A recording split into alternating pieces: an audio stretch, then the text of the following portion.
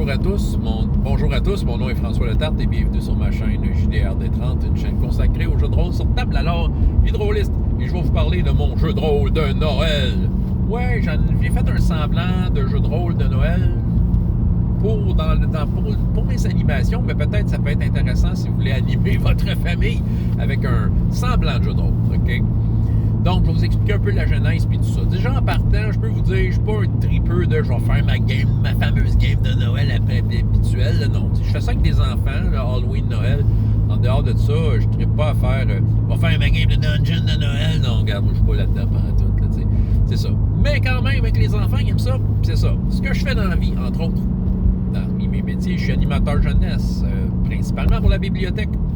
Et là, je reçois des enfants, des histoires, des chansons, des petits jeux, toutes sortes d'affaires, OK?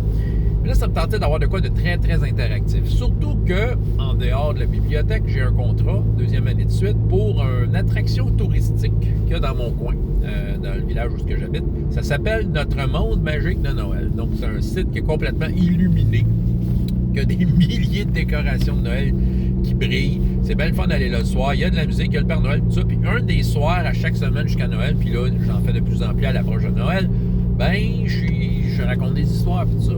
Puis là, ça me tentait d'avoir de quoi qui faisait interagir les gens, tu sais, d'avoir ce plus-là. Donc, je me suis dit, écoute, je vais faire de quoi qui fait penser à du jeu de rôle. J'avais quand même un défi, là. Je ne pouvais pas les tenir 2 heures devant moi, là. C'est 15 minutes.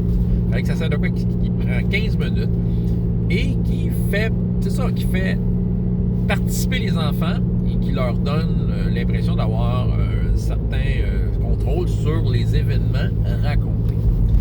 Donc, premièrement, pour modèle, j'avais en tête Conte de Noël, le jeu de rôle des gnomes archivistes, un excellent jeu de rôle à faire avec les enfants.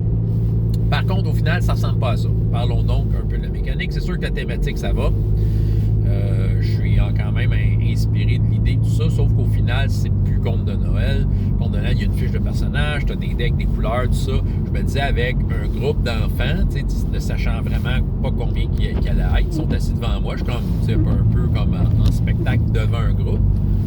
Gérer les dés, tout ça, sont tout habillés en hiver. Je trouvais que là, je m'embarquais dans le quoi et qu'on s'enfargeait dans le but recherché ici. Parce que là, il ne faut pas que ça soit long. C'est ça, j'avais pas ce genre de... J'avais déjà un autre type de gestion dont je vais vous parler dans laquelle je m'embarquais. Mais quand même, je garde en tête que j'ai été porté par l'idée de faire de quoi de Noël un peu parce que je voulais faire comme Conte de Noël. Mais c'est différent, ma mécanique. Je peux bien finir de parler de la mécanique. En fait, la seule mécanique qu'il y a, c'est comme quand les enfants sont face à un choix. Puis que je veux pas nécessairement raconter à leur place. J'ai tout simplement un objet caché dans mes mains. C'est un chou de Noël. Je le dis. Alors, le chou, la décision est dans quelle main? Fait que là, ça permet de voir si on réussit ou pas. Une chance sur 2. Voilà. Puis c'est les enfants qui votent. C'est pas mal ça la mécanique. Maintenant, ça me prenait un petit contexte. Et j'ai décidé de joindre l'utile et le très agréable. Mon père, il y a de cela un certain temps, a écrit une histoire de Noël pour le plaisir. Parce qu'à chaque Noël, quand on va chez mes parents, en fait, mon père, il sort sa tuque de lutin, tu sais. Puis il fait, devant mes enfants à moi, veut dire, il faisait comme à semblant que la tuque lui parlait et que la tuque choisissait un enfant qui allait remplacer le lutin qui allait donner les cadeaux quand on va faire Noël chez mes parents. Mes enfants trouvaient ça bien drôle. C'est sûr, ils sont plus vieux, là, ils embarquent moins dans cette histoire-là, mais quand même. Mon père, il tient à l'affaire à chaque année. Il a décidé de l'écrire, mettre ça sur papier, pour qu'on ait un souvenir de ça. Mon père voulait comme, mettre sa plume là-dedans. Puis là, quand il s'est mis à écrire, il s'est mis à écrire toute une histoire. Donc, l'histoire du grand-père qui, à un moment donné, trouve la tuque chez eux. Ça demande c'est quoi. La tuque lui parle, je suis la tuque du lutin. Puis là, il explique toute la patente, que la tuque lui parle, choisit le lutin à sa place, tout ça. Puis là, l'histoire, il l'a comme un peu poursuivi en disant, ben là, il y a un lutin qui cherchait sa tuque, qui est apparu devant lui. Fait que là, c'est ça. Le lutin aurait bien aimé avoir sa tuque, mais bon, le grand-papa, tu sais, le grand-papa, là, veut dire, qu'est-ce que je veux dire? C'est ça, le grand-papa, finalement, il aimait bien la tuque. Fait que là, finalement, le lutin, il décide de lui laisser. J'en ai un autre, puis ça fait bien plaisir, là, ta tuque, elle fait plaisir à des enfants, puis ça. Puis là, au fil mon père s'est mis un peu à décrire toutes sortes d'affaires, dont les enfants du lutin, puis il a tout fait des noms, puis des noms rigolos là, pour le trip. Fait que Zuit, Risbonne, Joy Befrap, Tralala, Donne Point. Et oui, je l'ai pratiqué parce que c'est assez dur à dire, c'est dur, ça mâchoire. Mais là, je l'ai essayé. Fait que c'est ça. Fait que tu sais, il a voulu faire ça. quelque chose de drôle. Puis, tu sais, en fait, l'histoire de mon père, c'est pas mal ça. Tu sais, par la suite, à un moment donné, il garde un des bébés lutins, puis il chante, il prend soin de lui, il prend sa couche, puis ça, c'est un peu ça. Tu sais, bon, t'as quoi de cute? Pour les enfants sont là. C'est sûr que c'est pas une histoire à rebondissement. C'est pas une histoire à aventure tant que ça. Puis c'est ça. Fait que moi, j'ai décidé de mettre une twist. Pour faire en sorte que ça devienne un peu jeu de rôle. La tuque, elle s'est faite voler. L'artefact de base s'est fait voler. Par qui? J'ai pas été chercher bien loin. Le Grinch. Et oui, le Dr. Seuss rejoint mon père. Donc, c'est un beau mariage. J'ai expliqué ça un peu à mon père aussi, pour lui dire un peu qu'est-ce que j'avais fait avec ses frites. Je les ai twistés, je les ai épicés, mais c'est ça. Mais dans le fond, c'est ça. J'ai dit, regarde, l'histoire que tu racontes, père, c'est un contexte de base. C'est juste que dans son récit, c'est ça, j'ai dit, des fois dans une histoire, ça prend quand même un problème. C'est quelque chose qui fait que la vie du personnage est bouleversée, puis qu'il faut qu'il trouve une façon de composer avec ça. Puis tu sais, le seul problème qu'il y avait, c'était « Oh, est-ce que le lutin, je vais y redonner sa tuque ou pas? » Fait que je voulais aller plus loin, la tuque s'est faite voler. Donc la tradition est brisée tant que la tuque est pas revenue. Fait que là, j'ai décidé de faire un petit bonhomme. Là, j'ai comme un tableau avec des velcro, là. Puis j'ai fait des éléments. J'ai fait un bonhomme de grand-papa, j'ai fait un bonhomme du lutin Méric, c'est sa tuque. J'ai fait un lutin photo de la tuque, la maison des lutins, que je mets tout sur des trucs à velcro. Et j'ai fait un petit carton pour chacun des lutins. Zuit, Triste, Bonne, Joy, Biff, Rap, Tra, La, Don, Dan, Point, ça fait 12. Alright? Ils ont toute une image différente que j'ai comme faite, là, puis c'est ça. Puis là, aussi, j'ai fait une douzaine d'objets typiques de Noël. Une couronne, une canne de Noël, un traîneau, un sapin. Amène-en des projets. Et j'ai tout ce que j'ai caché dans des bas, les objets de Noël. J'ai caché dans des bas des problèmes. J'ai créé des problèmes. Une avalanche, un vent froid, l'abominable des neiges, OK? Et j'ai créé 2-3 endroits que c'est juste des images. Une montagne à escalader, une mer à traverser et la maison du Grinch. Donc, là, j'ai tous ces éléments-là. Et, tu sais, là, je l'ai essayé. Je vous dis ça, là, je l'ai essayé en passant. Puis là, ce que je fais, c'est que je raconte un peu le contexte, blablabla, l'histoire du lutin là-dessus, qui là a été volé par le Grinch. Fait que là, je demande aux enfants de choisir les lutins. Fait que j'ai comme chacun des lutins sur un velcro. Fait qu'ils choisissent ceux qu'ils trouvent les plus cool.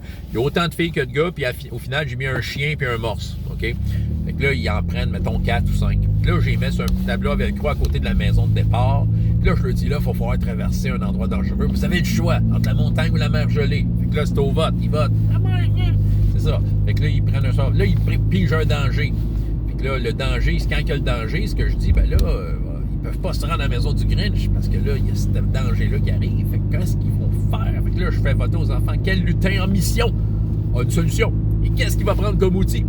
Et là, je fais le chou du choix. Fait que là, c'est ça qui arrive. Là, des fois, il y a des lutins qui tombent au combat. Ils sont pas morts, là. Ils sont juste comme tassés, là. Vous reviendrez me chercher plus tard! C'est ça. Puis là, c'est un peu ça. Fait que là, à un moment donné, là, les lutins, ça s'égrène, il y en a de moins en moins. Et des fois, quand je voyais que c'était sur le bord, qu'il en restait un, je me suis dit, écoute, une chance sur deux qui débarque. Fait que je me suis, tu sais, vu qu'ils sont 12 au total au début, là, tu sais, puis ils ont pas tout pris. Ça veut dire qu'il en reste. Il reste des lutins qui peuvent aller chercher en renfort. Faudrait que j'invente peut-être un petit système de « Ouais, mais ça te coûte ça. » Genre, mettons, tu prends un lutin, mais il y a un autre lutin en renfort qu'il va aller sauver ses amis, tu sais. Une affaire de même. Fait que, ouais, tu sais, je pourrais faire une affaire de même, juste monter attention. Mais le but, c'est évidemment qu'ils ne perdent pas. Bon, c'est ça, tu sais, je veux quand même un peu piper les dés, mais c'est sûr que le choix du chou, c'est les enfants. Et je peux vous dire de quoi. Là, ouais, attends un peu, je vais finir mon récit. Fait que là, il arrive à la maison du Grinch. Le Grinch, il a la tuque avec lui, il est aveugle de la pitcher dans le feu, quelque chose. Fait qu'encore une fois, c'est solution. S'ils réussissent avec le chou de la décision, ils partent avec la tuque. Écoute, j'ai pu faire 3 fois la présentation pendant toute ma soirée. La première que j'ai faite, je te jure, à toutes les fois, ils sont sur le bout de leur chaise puis ils veulent la refaire, l'histoire. Parce qu'ils ont peut-être compris que d'une fois à l'autre, ça sera pas pareil. Évidemment, on n'est pas dans le jeu de rôle, le profond du personnage, là, puis des affaires de même. Non, c'est 15 minutes, premièrement. Puis, il me reste qu'il y a des éléments de jeu de rôle. Ils décident ce qu'ils font avec les lutins. Ils décident de la façon qu'ils utilisent ces objets. Ils me le disent quoi faire. Je les invite à décrire des affaires. Ils le font sans même que je leur demande, des fois.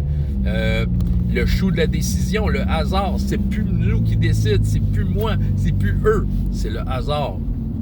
C'est un semi-hasard, ils votent, mais tu sais, c'est un genre de hasard parce qu'il n'y a aucune idée il est où le chou. évidemment, je les influence pas.